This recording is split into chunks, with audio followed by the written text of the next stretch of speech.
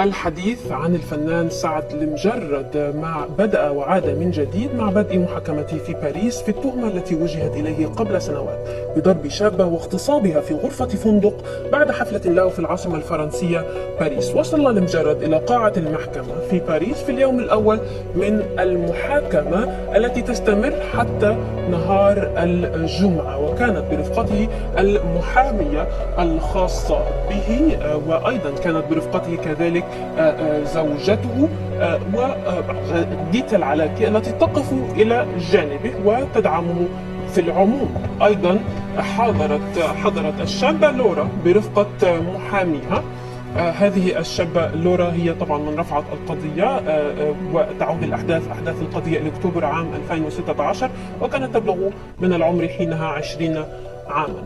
في روايتها للقصة تقول لورا أنها لحقت بالفنان المجرد مع 2 من أصدقائه إلى ملهى ليلي، وفي نهاية الأمسية بعد شرب الكحول بعد شربهما كليهما الكحول وتعاطي الكوكايين، رافقت سعد المجرد إلى فندقه في الشانزليزيه.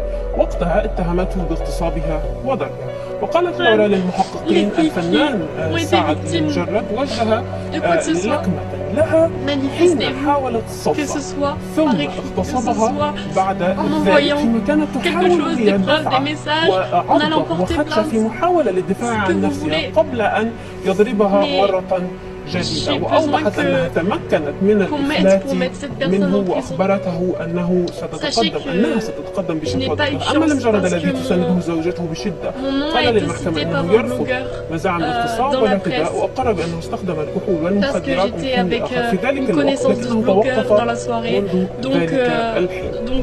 بالنسبة للورا التي تتهم المجرد بضربها واغتصابها، قال محاميها جان مارك إن موكلته قوية وعازمة على تحقيق العدالة même votre famille peut ne pas être au courant du fait que vous ayez porté plainte pour telle ou telle raison.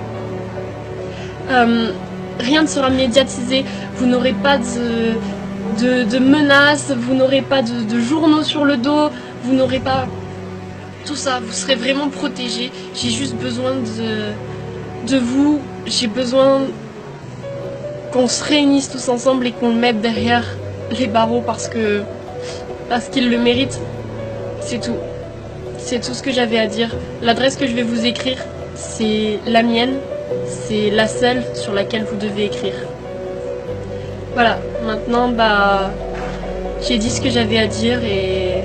أما المجرد الذي تسانده زوجته بشدة قال للمحكمة أنه يرفض مزاعم الاغتصاب والاعتداء، وأقر بأنه استخدم الكحول والمخدرات من حين لآخر في ذلك الوقت، لكنه توقف منذ ذلك الحين.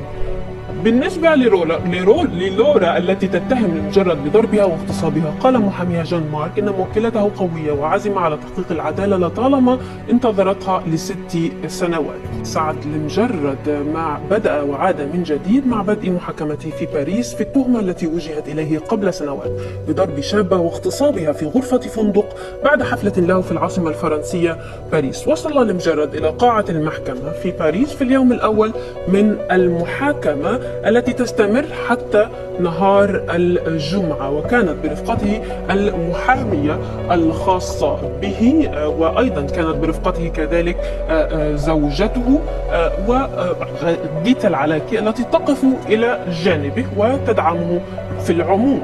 أيضا حضرت الشابة لورا برفقة محاميها. هذه الشابة لورا هي طبعا من رفعت القضية، وتعود أحداث القضية لأكتوبر عام 2016، وكانت تبلغ من العمر حينها 20 عاما.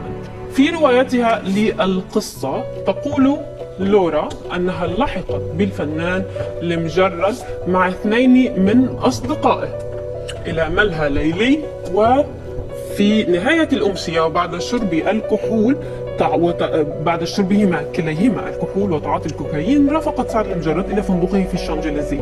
وقتها اتهمته باغتصابها وضربها. وقالت لورا للمحققين الفنان سعد المجرد وجه لكمة لها حين حاولت صدها ثم اغتصبها بعد ذلك فيما كانت تحاول هي دفع وعضه وخدشه في محاولة للدفاع عن نفسها قبل أن يضربها مرة جديدة، وأوضحت أنها تمكنت من الإفلات منه وأخبرته أنها ستتقدم بشكوى ضده.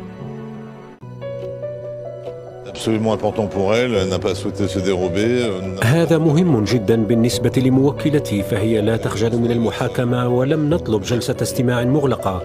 أرادت مواجهة التهم بطريقة علنية وجها لوجه، لذلك نريد أن يعاقب ويدان بالحقائق، وبعد ذلك يمكننا المضي قدما. إنها قوية ومصممة، إنها تريد تحقيق العدالة بعد مرور 6 سنوات من الانتظار. في الواقع كانت الأحداث التي مرت بها صادمة للغاية، وأثر ذلك على علاقتها مع الرجال، لكن لا تزال قوية. السلام عليكم. إذا كنت لست حاسد اشترك في قناتي واضغط على زر الإعجاب لكي يصلك كل جديد. السلام عليكم. إذا كنت لست حاسد اشترك في قناتي واضغط على زر الإعجاب لكي يصلك كل جديد.